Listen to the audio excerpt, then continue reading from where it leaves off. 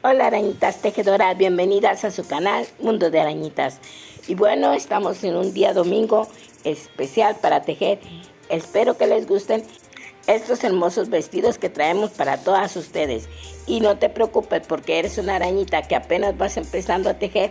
Aquí abajo en los comentarios te voy a dejar un video de un vestido para muñecas que ya tenemos.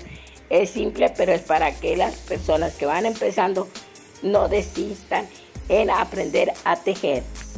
Aunque si tú ya eres una tejedora que ya sabe mucho de esto, estos hermosos diseños que traemos para todos, sé que van a ser inspiración para ti y puedas tejer alguno de ellos. Y de nueva cuenta te pido que te suscribas si no lo estás, para que no te pierdas todo lo nuevo que traemos aquí, ya sea de ideas y también de clases paso a paso.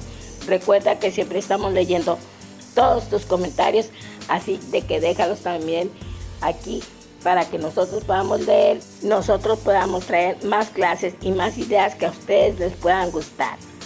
Y también si ustedes quieren ayudar a Mundo de Arañitas a que sigamos trayendo todo esto, recuerden compartir los videos con sus amigas tejedoras para que puedan unirse a esta hermosa familia.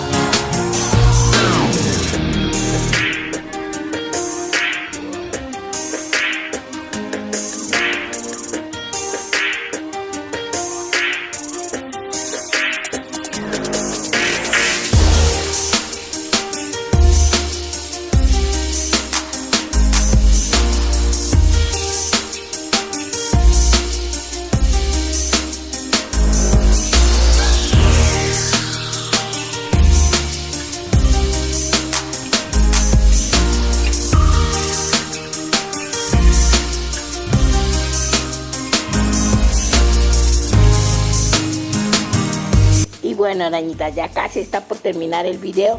Espero que les haya gustado, ya que en esta ocasión les trajimos muchos estilos para que ustedes pudieran hacer ahí en su casa. Saben que esto del tejido es una terapia, así de que espero que ustedes lo disfruten.